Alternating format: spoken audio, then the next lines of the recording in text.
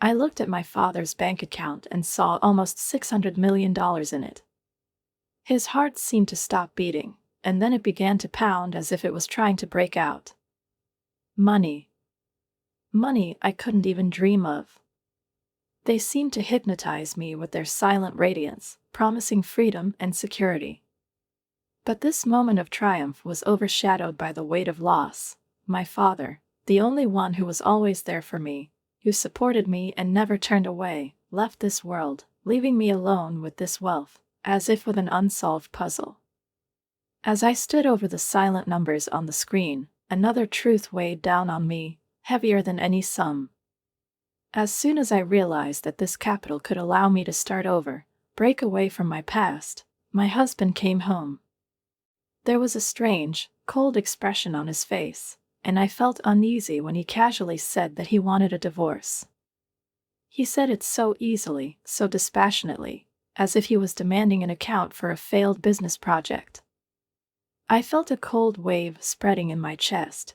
The one who swore to be with me in joy and in trouble was ready to throw me out of his life as quickly as an old, unnecessary fabric is torn. It turned out that he had been waiting for this moment for a long time to get rid of me, the moment when he could touch the money, the inheritance that so conveniently passed to me after the death of my kind father-in-law. He looked at me not as a wife, partner, or loved one, but as a guiding sign to the coveted amount. I remembered how my husband's father, the man from whom he inherited this passion for money, often talked about honesty and mutual understanding. But now those words seemed mocking. My husband saw nothing in me except the opportunity to live a luxurious life without the slightest effort. Somewhere in the back of my mind, I always guessed that he was not who he claims to be. There were sometimes cold, appraising notes in his gaze, as if he was weighing my every word and deed. But it was only now that I fully realized his true nature. I clenched my fists, trying my best to hold back the rising rage, but the anger at myself was stronger. How could I not see the obvious? How could I allow myself to be deceived? He was grinning impudently when he handed me the divorce papers, as if he was enjoying what was happening. Triumph flashed in his eyes as I grabbed the papers without hesitation and signed them. A heavy stroke of the pen on each point, like parting with dreams of love and fidelity. I tossed the signed papers back to him, saying coldly, "The rest depends on you." His eyes narrowed, a slight confusion flashed in them, and he replied smugly that, of course, he would send my things. I was sure Kevin was relieved to accept my consent to the marriage, but it was in his lightness that I saw what many might consider a disadvantage, his unpredictability. He talked about himself honestly, almost with a good-natured grin, acknowledging his weaknesses. "When it comes to relationships, I'm terrible," he once said with a chuckle. "I get dumped quickly. It's probably because of my careless nature, but what can you do? It's hard to change who you are." At that moment, I noticed how, despite all his weaknesses, he never avoided my company. On the contrary, he listened attentively to even the most difficult stories without interrupting. Being business acquaintances, we were not close, but from the first day of our communication, I realized that his lightness and simplicity attract. When I visited his office with the documents, he cheered me up with jokes, so that even my darkest thoughts receded under his warm smile. It was a rare moment when someone besides me looked into my heart, filled with silence, and tried to drown out this emptiness. One day, when we were walking in the park, I accidentally dropped the check, and Kevin, laughing, said, "Wow, my wallet is twice as thick with change." "You dropped the check." His childlike simplicity was surprising. We both laughed, and I saw in him something more than just an acquaintance. Even his habit of losing receipts and counting change didn't seem annoying to me, rather, it became his calling card, something naive and sincere that reminded me again what it feels like to laugh sincerely. "You're like a child, Kevin," I teased him. He just chuckled, replying that, "Still, I'm 45, you know." and somehow his words caused me to feel strangely calm. Every day my longing gradually subsided. A year later, when he confessed his feelings, I felt something change in me. My heart, which had recently been filled with grief, began to heal. Leaving the pain of loss in the past, I dared to give us a chance. People around us were whispering, discussing, but it didn't seem important to me anymore. A month later, Kevin, who had become my mainstay, suddenly suggested, maybe we should think about marriage. His words took me by surprise. For all the ease with which he usually spoke, this sentence sounded serious, almost uncharacteristic of him. He noticed my silence and hurried to explain, I know that our circumstances are not the simplest, and age also makes itself felt. It seems to me that important decisions should not be postponed. At that moment, I knew what to say. The voices from the past have fallen silent, only my intuition remains. Okay, let's get married, I said, surprised at how confident my voice sounded. Kevin's lightness rubbed off on me, as if his childish carelessness had made me more open. But I also knew that his character was a complex mixture of carelessness and caring, which made him reliable and honest. Soon, talking about everyday worries, he mentioned his father, who was already aged and needed care. He still thinks he's young and can work, even after he's 70, Kevin smiled. But my health is failing, and I help him as much as I can. I couldn't help but ask about his mother, and Kevin's answer made me think. He was talking about his parents' divorce, about how long it had been since he had seen her, and suddenly he fell silent. It was a difficult topic, and I understood why he was in no hurry to share it earlier. We continued to discuss our future, and Kevin offered to introduce me to his father before we finally decided how we would live our lives. Kevin walked me to the car, and on the way back we talked about his father, and there was something warm in his words, but with a hint of hidden bitterness. You know, Dad was always like that, careful, a little stingy, like I said. But when it came to business, he turned into a completely different person. A serial entrepreneur, as he likes to call himself.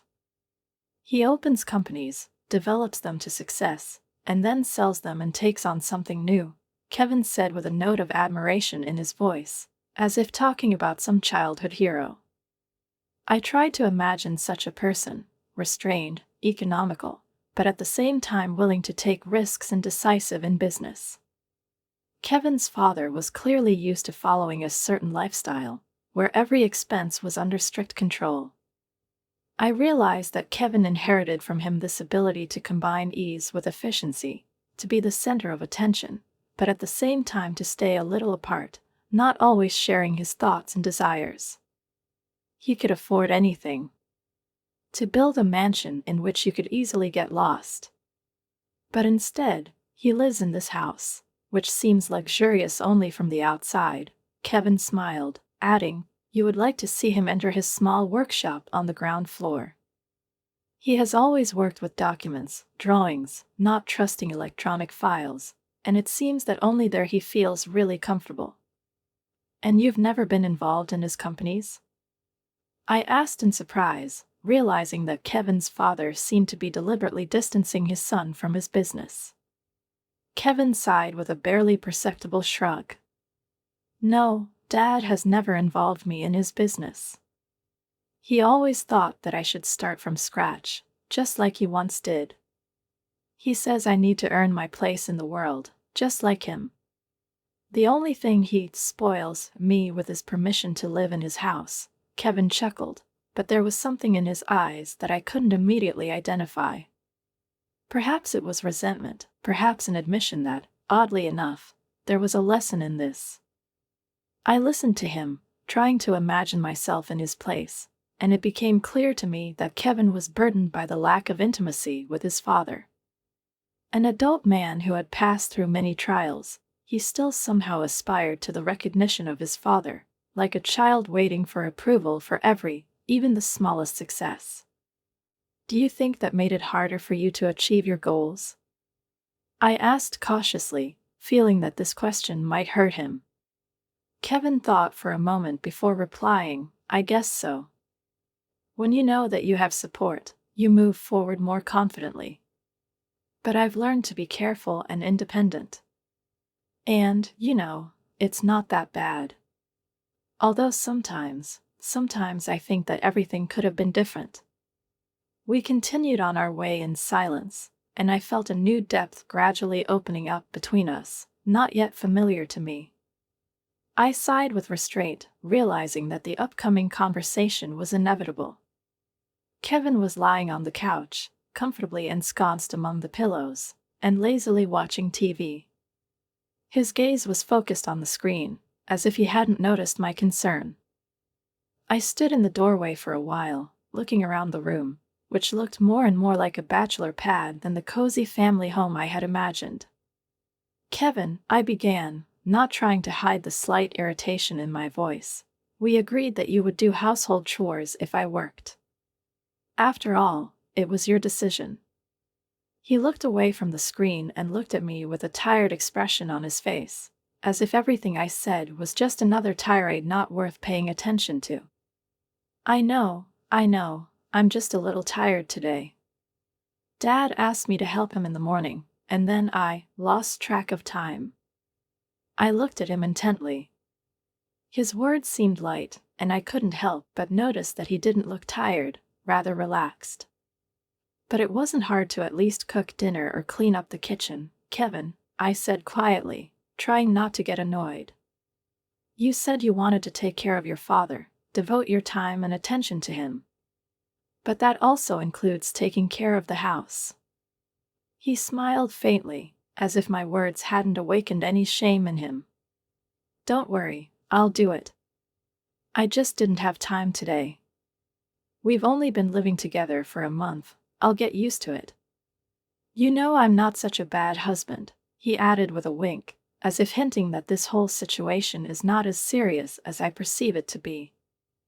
I didn't say anything, deciding that maybe it really wasn't worth making a big deal out of a molehill. But at the same time, I was uneasy. I remembered his words about wanting to devote himself to caring for my father and felt disappointed, as if there was something unsaid in his promises. The following days passed the same way. Kevin sometimes tried to do something around the house, then just shirked under the pretext that he cares about his father. When I came home, I increasingly found him on the couch, with a book or watching TV, and household chores remained untouched. The situation escalated when his father, who was increasingly frowning at the sight of his son's inactivity, once called me over and quietly, with thoughtful bitterness in his eyes, said, "Mary, be strict with him." He was always a little frivolous when it came to commitment. I thought that after leaving his job, he would find meaning in taking care of me and the house, but I'm afraid it turned out to be a burden to him. These words hurt me a lot. I wanted to protect Kevin, because he was my husband and had made a difficult commitment. But at the same time, I saw the truth in them that I couldn't ignore anymore. His father-in-law nodded proudly, his eyes twinkling at the memory. Oh, yes, it was a great project. The company was really thriving, we had the best suppliers, and we became one of the leaders in the seafood market in Europe. I knew that this venture would require huge investments, but I did not regret it. Germany is a difficult market, and the competition there is fierce, but I wanted to test myself, to show that I can cope with any challenge. I listened with genuine admiration. To imagine that my humble father-in-law, who at first glance avoided ostentatious luxury and noisy spending, was once the driving force behind such a large enterprise, was unexpected and a little exciting. But it's not just a business, it's a real success story, I remarked, peering into his face, which showed that hidden pride that was usually so rarely manifested. He smiled slightly, as if my words had shamed him a little. Well, Mary, that was probably my luxury. I'm not one of those people who builds palaces for themselves or sets off fireworks for their own pleasure. But when it comes to business, when you see that you can build something significant, something that will change other people's lives, that's what I really enjoy. His words did not just sound sincere, there was a deep experience in them, the one that makes you choose your judgments with caution and deliberation. This man, whom Kevin called stingy, had an unusual sense of purpose and responsibility that seemed alien to my husband. And this comparison flashed into my mind suddenly, like a lamp in a dark room, leaving behind a shadow of doubt. Was Kevin really not ready for such a responsibility, despite his words? He often said that taking care of the house and family was the main thing, but every week it became more and more obvious to me that such things tired him, seemed uninteresting to him. I remembered his confidence when he first left work, his promises to take over all the household chores. There was sincerity in his eyes, but did he have the patience and willpower to fulfill his promises? My thoughts were interrupted by my father-in-law's voice. He sighed and, with a slight grin, added, "You see, Mary, no matter how much money you have, it doesn't mean anything if you don't use it wisely and with purpose. My path has always been humble. All I have spent is investments, which I hope will benefit further. I know Kevin thinks I'm stingy, but he hasn't quite figured out yet that money alone isn't happiness. They are only a means, and the real pleasure is to see how, thanks to your efforts, something develops, grows, and bears fruit." His words sounded like a lesson, and I felt a sense of clarity and inspiration awaken somewhere deep inside me. My feelings towards Kevin began to change, like waves that rise and fall depending on his next act. At the beginning of our marriage, I felt affection for him, even saw in him, perhaps, something more than what seemed on the surface. But now, when I found him lying on the couch every night, when requests for help were perceived as a burden, and spending reached frightening proportions, I couldn't help but think how this illusion had changed so quickly. He didn't even notice that, flirting with luxury, he was losing respect for the very idea of our life together, considering it only a chance to take advantage of other people's efforts. Soon I began to return home later, reluctantly stepping on the threshold, not wanting to see his displeased face, even before my arrival, waiting for dinner and, what seemed to me to be devoid of any reasonableness, reprimanding me for delays. One evening, when I heard his reproaches again, I couldn't resist saying, "You can't see only service and comfort in our house, Kevin. If you have chosen to become a householder, you need first of all to be a part of the house, and not just its temporary king, who lies on the couch and requires service." At first he was silent, his eyes narrowed, as if I had violated some unspoken contract that he probably made with himself, considering him mine too. Then he laughed, abruptly and sharply, as if I had said something funny, but more bitter than funny. "Do you think I should have been cooking dinner and vacuuming for you all my life? My mom always said that someone else would take care of me, that with money I would have everything I wanted. And I found what I was looking for," he added, nodding towards my bank statements that were on my desk after the last checks. Those words shot through me like a sharp prick. It became clear to me that our marriage was probably just another opportunity for him not to work, to look for easy ways, and I was part of this delusion, which he was not shy about.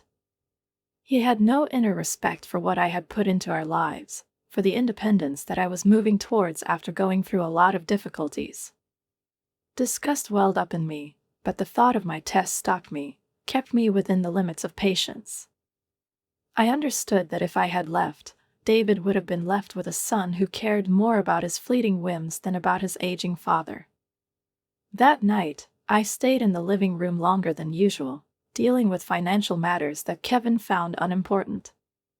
I evaluated every expense and every check, noting in my mind how I would pay off debt obligations and restore the account. Meanwhile, Kevin was snoring freely on the couch, as if our whole life was just one long day off for him. When I heard his desperate voice screaming on the other end of the line, I remained calm, almost indifferent, but a whirlwind of conflicting emotions was bubbling inside me. For so long I was silent. I tolerated his indifference, his assumed importance, his feigned superiority. Now, hearing his hysterical tone, I felt a strange satisfaction, an almost childish sense of justice. "You set this up on purpose, didn't you?" he shouted, as if trying to accuse me of deliberate deception. "What did you do with the bank account? Where's all that money, huh?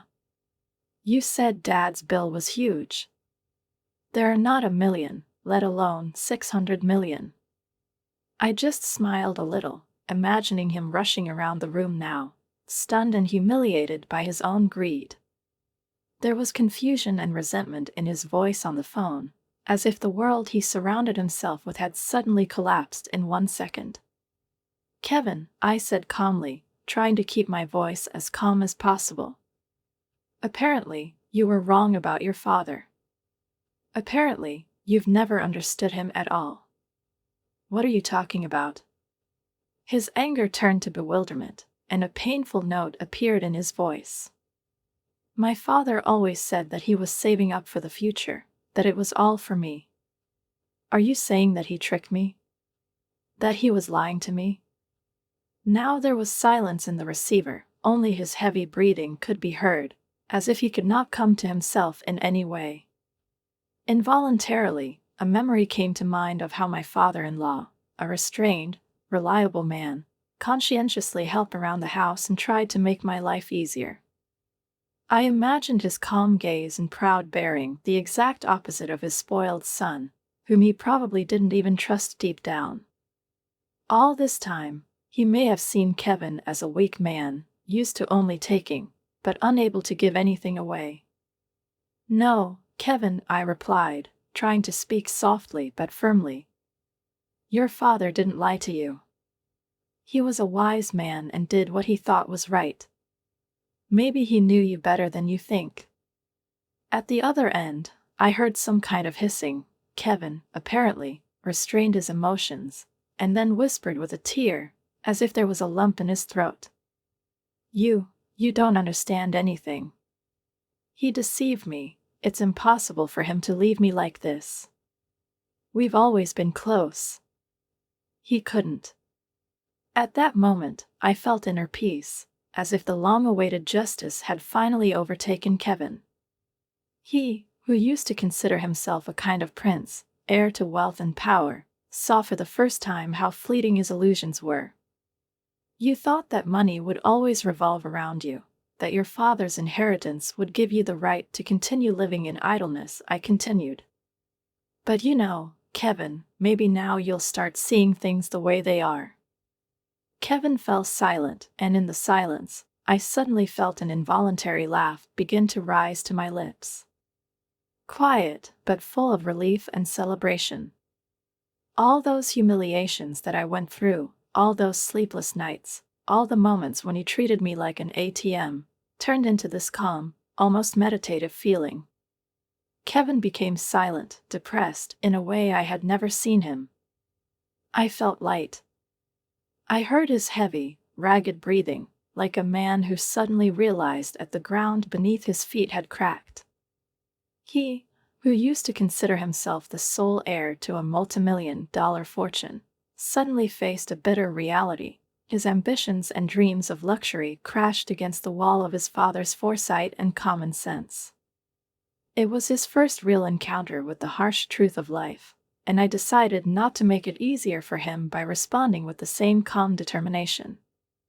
"Yes, Kevin," I said, keeping my voice even but slightly cold. 600 million is the amount your father left as collateral to pay off his debts.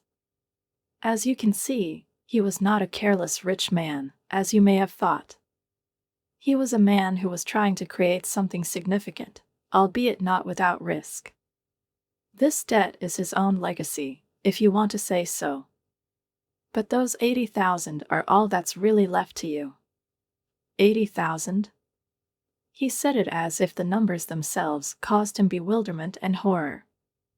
"But it can't be true. His whole life, his work. How can it only cost 80,000? His voice became quieter, almost losing itself in a tone of helplessness that I had not noticed before. After all, he was used to seeing in his father only a source of funds and the opportunity to live in prosperity without bothering himself.